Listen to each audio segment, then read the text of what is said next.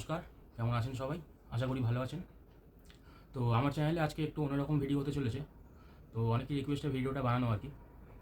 তো ভিডিওটা হচ্ছে অন্নপূর্ণা ভাণ্ডার নিয়ে। তো অনেকের বাড়িতেই কম্পিউটার ল্যাপটপ থাকে না, তারা ফোন দিয়ে করতে চান। তো অনেকেই হয়তো করতে পারেন না বা সম্ভব হয় না, কারোর কাছে হয়তো ফোন নেই। তো তাদের বলছি যে কোনো একটা ফোন দিয়ে করলেই হবে। বাড়ির অন্য কারোর আত্মীয়র ফোন থাকলে বা স্বামীর ফোন থাকলে বা ছেলেমেয়েদের ফোন থাকলে সেটা দিয়ে করলেও হবে। তো একটা ওটিপি আসবে শুধু আপনার নাম্বারে, আপনার ছোটো ফোন থাকলেও হবে, ওটিপি আসবে, ওটিপিটা পুট করতে হবে ওখানে, ঠিক আছে? তো অনলাইনে ফর্ম ফিল আপ করা দেখাচ্ছি, যেহেতু অনলাইনে পোর্টাল চালু হয়ে গেছে। তো অনেকে হচ্ছে অফলাইনে করছেন লাইন দিয়ে, অনেক সময় লাগছে। যেমন আমাদের কিছু অনলাইনে ফর্ম ফিল আপ দেখুন কত জেরক্স করতে হয়েছে, এত ডকুমেন্ট লাগছে, লাইন দিয়ে করতে হচ্ছে। তো অনলাইনে সেরকম কিছুই লাগছে না। অনলাইনে শুধুমাত্র আপনার প্যান, আধার, ভোটার, বাস। আর যদি জায়গা একান্ত থাকে, জমির পর্চা ফর্চা এগুলো লাগছে। তো আমি আপনার ডিটেলসে দেখিয়ে দিচ্ছি, ঠিক আছে? চলুন শুরু করা যাক। প্রথমেই চলে আসতে হবে মোবাইলের স্ক্রিনে। এসে আমার কাছে একটা লিঙ্ক আছে, তো সেই লিঙ্কটা আপনাদের আমি দিয়ে দেবো, ঠিক আছে? কারণ হচ্ছে যদি আপনি গুগলে গিয়ে সার্চ করেন যে অন্নপূর্ণা ভাণ্ডার form fill up, online form fill up, যা আপনি সার্চ করবেন, তো সেগুলো হচ্ছে কী করে, অনেক মানে ফেক ওয়েবসাইটও চলে আসে। গভর্নমেন্ট ওয়েবসাইট না এসে, গভর্নমেন্ট ওয়েবসাইটটা ধরুন 3-4 নম্বরে আছে, কিন্তু ফার্স্টে বা সেকেন্ডে বা থার্ডে অনেক ফেক ওয়েবসাইটও চলে আসে। সেখানে আপনার যদি আপনি সব রকম ফর্ম ফিল আপ করেন, অনেকে বুঝতে পারে না, করে ফেলে ফর্ম ফিল আপ, তো সেখানে একটু হার্মফুল হয়ে যায়, ওগুলো রিস্ক হয়ে যায় ওগুলো আপলোড করা, ঠিক আছে? তো আমি এই লিঙ্কটা আপনাদের আমি কমেন্টে পিন করে দেবো। তো এই লিঙ্কটা আপনারা খুলবেন, খুললেই দেখবেন একদম আপনারা পৌঁছে গেছেন গভর্নমেন্ট যে ওয়েবসাইট দেওয়া আছে অন্নপূর্ণা ভাণ্ডারের। তো সেখানেই চলে যাবেন। তো সেখানে গিয়ে বাঁদিকে দেখুন অ্যাক্সেস সিটিজেন পোর্টাল আছে, যেটা এটাই ক্লিক করবেন, ঠিক আছে? ক্লিক করার পরে এখানে দেখবেন আপনাদের আছে select your district. District select করতে হয়, মানে আপনি কোন জেলায় থাকেন। যেমন আমার জেলা হচ্ছে সাউথ 24 পরগনা সাউথ, 2 নম্বর। তো আমি এটা সিলেক্ট করব, ঠিক আছে? আপনাদের যদি অনেকের কলকাতা হতে পারে, তো কলকাতার এখানে পাবেন না, ঠিক আছে? তো কলকাতা করতে গেলে ওখানে KMC লিখবেন, দেখবেন KMC চলে এসছে, কলকাতা মিউনিসিপ্যালিটি কর্পোরেশন, ঠিক আছে? তো এটা আপনাদের সিলেক্ট করতে হবে। তো আমার যেহেতু সাউথ 24 পরগনাস, তো আমি সাউথ 24 পরগনা সিলেক্ট করলাম, ঠিক আছে?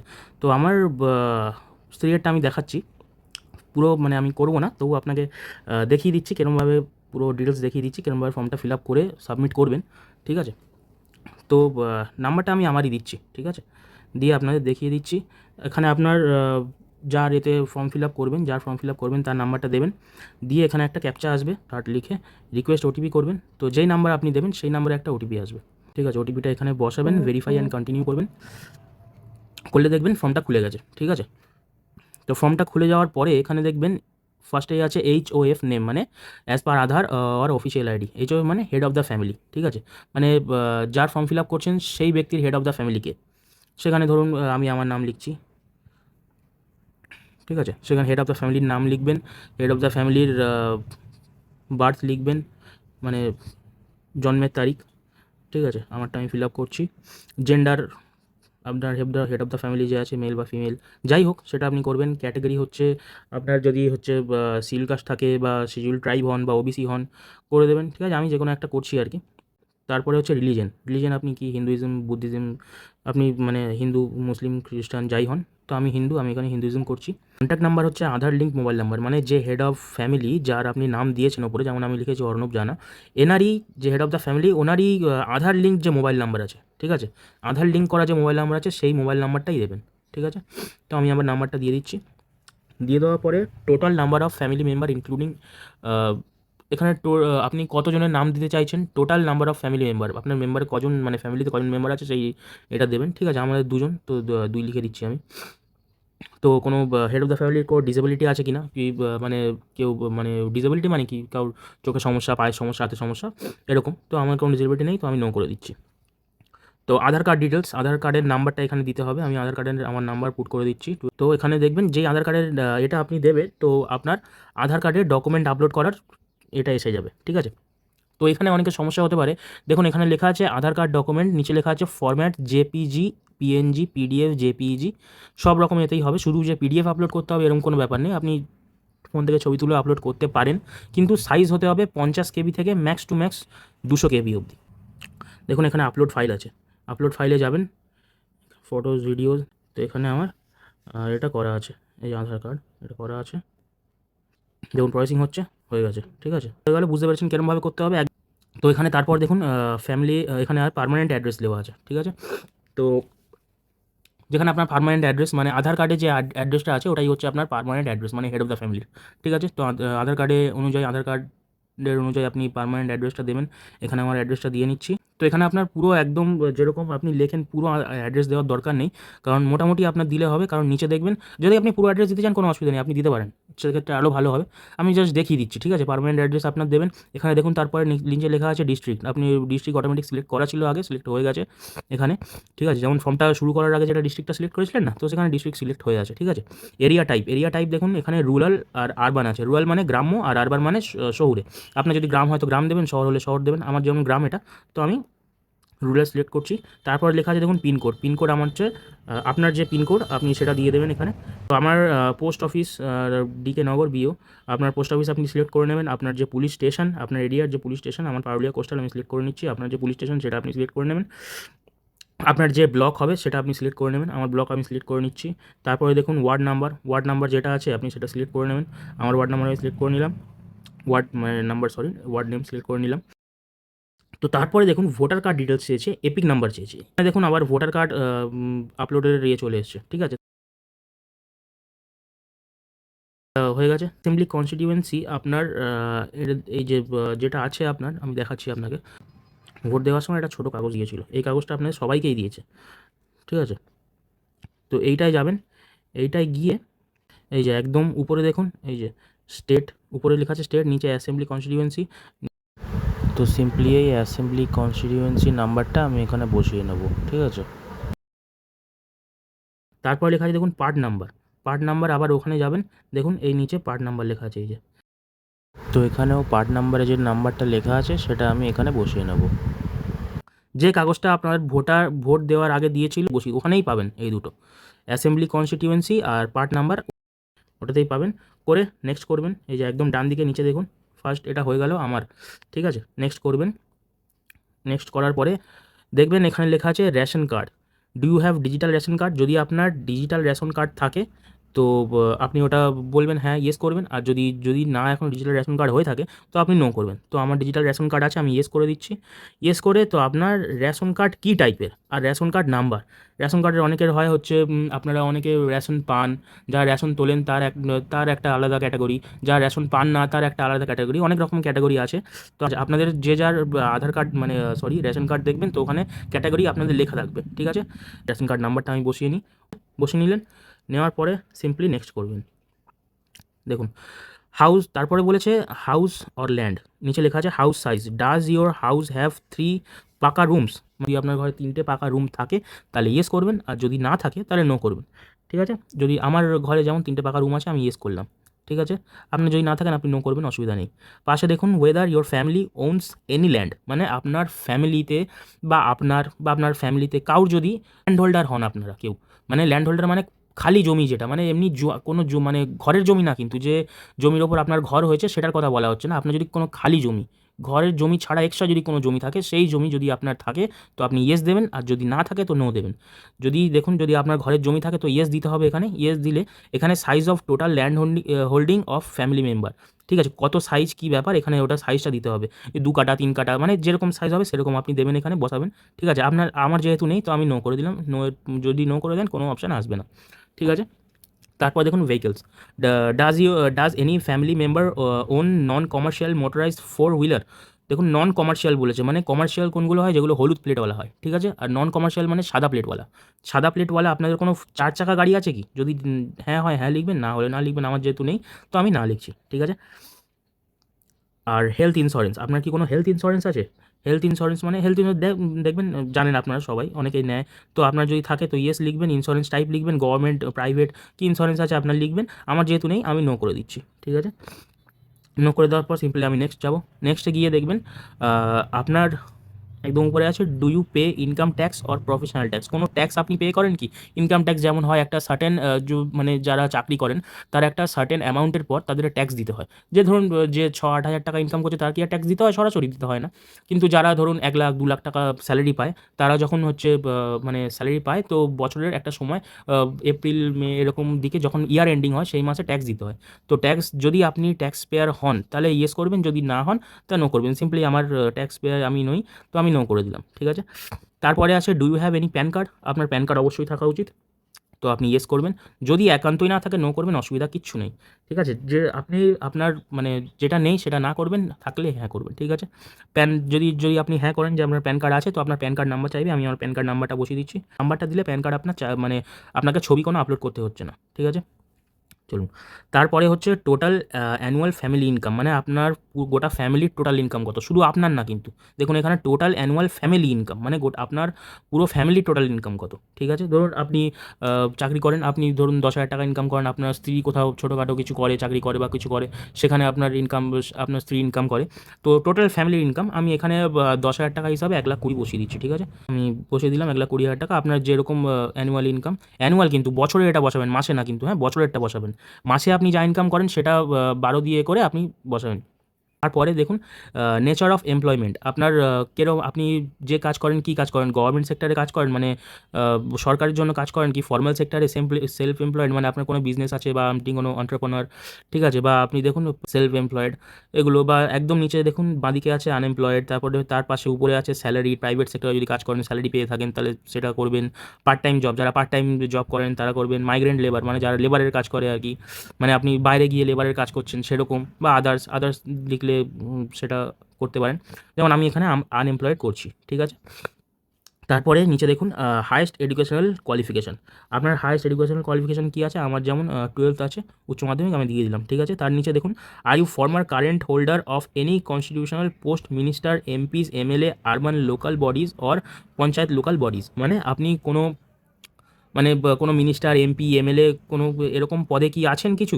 যদি হয় তো হ্যাঁ লিখবেন, নাহলে না লিখবেন। আমি নেই, তো আমি নো করে দিয়েছি। Are you a government pensioner, মানে আপনি কি অনেকে হয় না যে গভর্নমেন্টে, মানে এখন তো প্রায় পেনশন তুলেই দিয়েছে বলতে গেলে।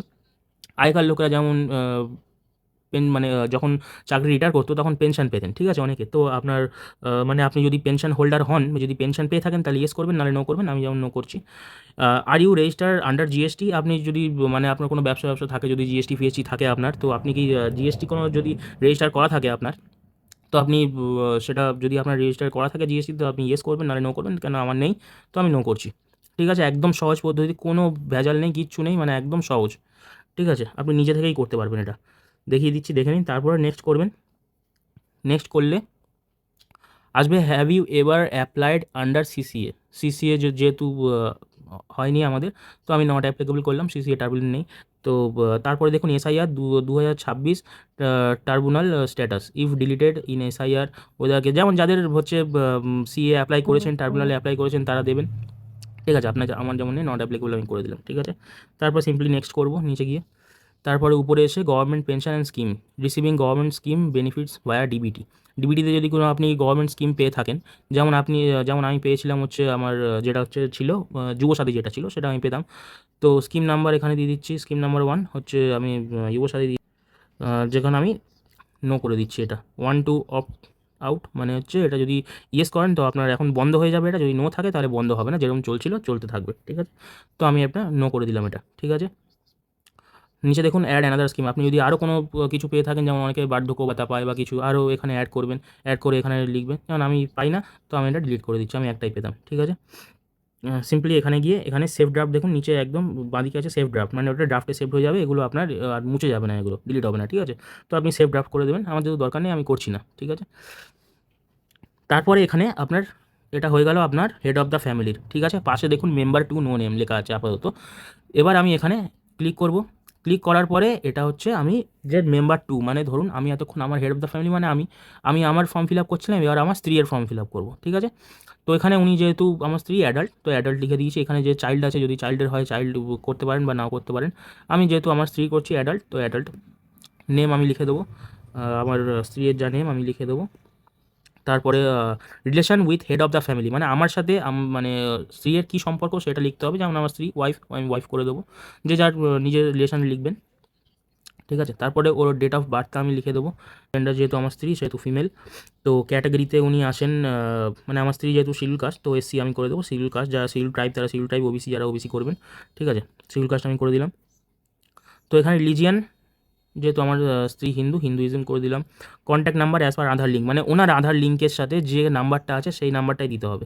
কি কোনো ডিসেবিলিটি আছে? ওনার কোনো ডিসেবিলিটি নেই, তো আমি নো করি। ডিসেবিলিটি মানে আগেও বলেছি আপনাদের, যদি কোনো মানে চোখের সমস্যা, হাতের সমস্যা, পায়ের সমস্যা, একটা কার্ড থাকে, ডিসেবিলিটি কার্ড থাকে একটা, ঠিক আছে। তো সেই কার্ড যদি আপনি মানে কার্ড যদি আপনার কাছে থাকে তো আপনি ইয়েস করবেন বা নো করবেন, যার যেরকম। আমার স্ত্রীর কিছু নেই, তো আমি নো করে দিলাম। তা আমার আধার কার্ড মানে আমার স্ত্রীর আধার কার্ড নাম্বারটা আমি দিয়ে নেবো, আধার নাম্বার আমি বসিয়ে দিয়েছি। এবার দেখুন এখানে ফাইল আপলোড করার এসে গেছে আবার, ঠিক আছে। তো আমি আগে যেরকম আপনাদের দেখিয়েছিলাম সেরকমই করবেন। এবার আমার স্ত্রীর এপিক নাম্বার, অ্যাসেম্বলি কনস্টিটিউয়েন্সি আর পার্ট নম্বর লাগবে। তো দেখুন আমি মানে বসিয়ে নিয়েছি যে কোনো একটা, ঠিক আছে। তো আমার ফর্ম ফিল আপ তো করার দরকার নেই, আপনি মানে আমি শুধু আপনাদের দেখানোর জন্য আমি এটা করছি, ঠিক আছে। তো আমি এপিক নাম্বার, অ্যাসেম্বলি কনস্টিটিউয়েন্সি আর পার্ট নাম্বার আপনাদের যেরকম থাকবে, আমি যেরকম আগে দেখিয়েছি ওই ভোটার মানে ভোট দেওয়ার সময় আপনাদের যে কাগজটা দিয়েছিল ওর মধ্যেই থাকবে, ঠিক আছে। তো ওটা আপনি ফিল আপ করে নেবেন। আমি যেহেতু আমার স্ত্রীর করছি, তো আমার স্ত্রীর ফিল আপ করে নিয়েছি। এগুলো আমার স্ত্রীর ঠিক না, তবু আমি মানে আপনাদের দেখানোর জন্য ফিল আপ করে নিয়েছি। এখানে আপলোড ফাইলে আবার হচ্ছে এপিক নাম্বার যখন আপনি ভোটার ডিটেলস যখন দেবেন তখন এখানে আবার আপলোড করা চলে আসবে, ভোটার কার্ড আপলোড করতে হবে। তো আমি করে নিচ্ছি সিম্পলি। দেখুন এখানে আমি ভোটার কার্ড আপলোড করে দিয়েছি, যেরকম পিডিএফ আপলোড করতে হয় আমি পিডিএফ করেছি। আপনারা জেপিজি, পিএনজি, জেপিজি যা ইচ্ছা করতে পারেন, অসুবিধা নেই, কিন্তু 200 কেবির মধ্যে হতে হবে, ওটা সাইজটা একটু চেক করে নেবেন, ঠিক আছে। আমি যেরকম দেখিয়েছিলাম সেরকম আপনারা করে নিতে পারেন। তো সিম্পলি নিচে গিয়ে ডান দিকে নেক্সট করবেন। নেক্সট করার পরে আসবে দেখুন হেলথ ইন্স্যুরেন্স। আপনার কি কোনো হেলথ ইন্স্যুরেন্স আছে? তো আমি আগে বলেছিলাম আমার স্ত্রীরও নেই, তো আমি নো করে দিলাম। নো করে দেওয়ার পর সিম্পলি নিচে গিয়ে নেক্সট করবেন। নেক্সট করার পর এখানে দেখুন ইনকাম পেনশন আছে, কোনো ট্যাক্স পে করেন কিনা একদম উপরে লেখা আছে, যেটা আগে বলেছিলাম। তো ট্যাক্স পে করে না আমার স্ত্রী, তো আমি নো করে দিলাম। Do you have PAN card? আমার স্ত্রীর প্যান কার্ড আছে, তো আমি একটা নাম্বার বসিয়ে দিই। এখানে আমি একটা প্যান কার্ড নাম্বার বসিয়ে নিয়েছি, আমারটাই আমি বসিয়েছি। তো আপনি যে স্ত্রী একটা আপনার যে যারটা করবেন, মা বা স্ত্রী, তারটা বসাবেন, ঠিক আছে। আমি আমারটা বসিয়ে নিয়েছি, যেহেতু আমি নেই এখন ওটা দেখানোর জন্য আপনি এটা করে নিলাম আপনাদের, ঠিক আছে। তো নেচার অফ এমপ্লয়মেন্ট, তো যেহেতু ও আনএমপ্লয়মেন্ট, তো এখানে আনএমপ্লয়েড করে দিলাম আমি। তো তার নিচে দেখুন হায়েস্ট এডুকেশন কোয়ালিফিকেশান, তো হায়েস্ট এডুকেশনাল কোয়ালিফিকেশান হচ্ছে 12th, ওরও উচ্চ মাধ্যমিক, তো আমি 12th করে দিলাম। তারপর নিচে লেখা আছে ওই সেম কোনো এমপি এমএলএ পোস্টে আছেন কি না, নেই, তো আপনি নো করে দেবেন, আমাদের নেই, নো করে দেবো। Do you have any government pension? আমার যেহেতু পেনশন পায় না, তো নো করে দেবো। তারপর রেজিস্টার জিএসটিও হয় না, তো আমি নো করে দেবো। নো করে দিয়ে সিম্পলি নিচে নেক্সট করে দেবো। নেক্সট করার পরে দেখুন সেই সিএ যেটা ছিল, সিএ আমাদের নেই, তো নট অ্যাপ্লিকেবল আমরা করে দেবো। তার নিচেও 2026 সালের টার্মিনাল আমরা নট অ্যাপ্লিকেবল করে দেবো। আবার নেক্সট করে দেবো নিচে এসে। তারপরে দেখুন অ্যাপ্লাই ফর অন্নপূর্ণা যোজনা, তো এটা খুব ভাইটাল, ঠিক আছে। আপনারা অন্নপূর্ণা যোজনার জন্য আপনারা অ্যাপ্লাই করছেন, তো এখানে ইয়েস আই এম অ্যাপ্লাইং, মানে হ্যাঁ আমি অ্যাপ্লাই করছি অন্নপূর্ণা যোজনার জন্য, এই সেকেন্ড ডেটটা ইয়েস আই এম অ্যাপ্লাইং, ঠিক আছে, করে দিলেন। তারপরে দেখুন এখানে নিচে ছোট ছোট করে লেখা আছে নোট 1 নম্বর লেখা আছে অ্যাপ্লিকেন্ট মাস্ট বি ফিমেল, মানে অ্যাপ্লিকেন্টকে ফিমেল হতে হবে, মানে মেয়ে হতে হবে, ঠিক আছে। যেহেতু এটা অন্নপূর্ণা ভাণ্ডার মেয়েদের জন্য, তো অ্যাপ্লিকেন্টকে মেয়ে হতে হবে প্রথম কথা। দ্বিতীয় কথা হচ্ছে applicants age must be between 25 to 60 years, ঠিক আছে, মানে 25 থেকে 60 বছর মধ্যে তার বয়স হতে হবে। 60 বছরের ওপারে হলে হবে না, 25 বছরের নিচে হলে হবে না, 25 থেকে 60-এর মধ্যে হতে হবে, ঠিক আছে। তো নিচে দেখুন, তার নিচে দেখুন লিখেছে রিসিভিং গভর্নমেন্ট স্কিম বেনিফিট ভায়া ডিবিটি। কোনো গভর্নমেন্ট স্কিম পেতো কি? হ্যাঁ পেতো, আমার স্ত্রী আগে হচ্ছে পুরো লক্ষ্মী ভাণ্ডার পেতো, ঠিক। 1-2, তার পাশেরটা দেখুন, এটা খুব ইম্পর্টেন্ট, 1-2 ওপিটি আউট, মানে এটা যদি আপনি ইয়েস করেন, ইয়েস করলে কিন্তু সাথে সাথে বন্ধ হয়ে যাবে, এটা ইয়েস কখনোই করবেন না, এটা নো করে রাখবেন, ঠিক আছে, নো করে রাখবেন। যদি আপনার বউ আর কিছু পেতো তাহলে অ্যাড অ্যানাদার স্কিম করবেন, নাহলে করার দরকার নেই। আমার বউ যেমন কিছু পেতো না, তো শুধু লক্ষ্মী ভাণ্ডার পেতো, তো আমি শুধু লক্ষ্মী ভাণ্ডারই করেছি। নিচে গিয়ে এখানে বাঁদিকে দেখুন, এখানে ডান দিকে আর নেক্সট নেই কিন্তু, আবার ব্যাক হয়ে যাচ্ছে। আর বাঁদিকে গিয়ে সেভ ড্রাফট যেটা আছে, আপনি সেভ ড্রাফট করে দেবেন। সেভ ড্রাফট করলে কী হবে, এগুলো সেভ হয়ে যাবে, ঠিক আছে। আপনার ফর্ম ফিল আপ করা পুরো কমপ্লিট, ঠিক আছে। লাস্টে একদম উপরে গিয়ে একদম ডান দিকে দেখুন লেখা আছে ডিক্লারেশন অ্যান্ড কনসেন্ট, তো এটা আপনি কি করবেন, এটা আপনাকে করতে হবে, এখানে এটা টাচ করবেন। এখানে দেখুন, এখানে লেখা আছে I hereby declare the above information in is true to best, মানে এগুলো আপনার এটা সিম্পলি আপনি এখানে টিক করে দেবেন। টিক করে একদম নিচে যাবেন, দেখুন একদম নিচে গিয়ে সাবমিট অ্যাপ্লিকেশন করবেন। ঠিক আছে, করলে অ্যাপ্লিকেশানটা আপনার সাবমিট হয়ে যাবে। ঠিক আছে, এটা আমি করছি না, আপনারা সাবমিট করবেন। করার পরে আমি আপনাদের দেখাচ্ছি কীরকম ইন্টারফেসটা আসবে। ঠিক আছে, আসবে application submitted family level data collection form, নিচে হচ্ছে ইওর টেম্পোরারি অ্যাপ্লিকেশান নাম্বার, এই যে এখানে লেখা থাকবে অ্যাপ্লিকেশন নাম্বারটা, এখানে লেখা থাকবে। ঠিক আছে, অ্যাপ্লিকেশন নাম্বারটা আপনারা নোট করে নেবেন, বা পারলে একটা স্ক্রিনশট নিয়ে রাখবেন। এটা হেড অফ দ্য ফ্যামিলি, যার হেড অফ দ্য ফ্যামিলির নাম যে এখানে উঠে যাবে। ঠিক আছে, হেড অফ দ্য ফ্যামিলির নাম এখানে উঠে যাবে। এখানে ডেট, যে টাইমে আপনি করেছেন, ডেটে করেছেন, সেই ডেটটা এখানে টাইম উঠে যাবে। ঠিক আছে, তো এই হলো, একদম সহজভাবে আপনি করতে পারবেন। ঠিক আছে, তো আজকের ভিডিও এই পর্যন্তই, পরে অন্য কোনো ভিডিওতে দেখা হবে আপনাদের সাথে।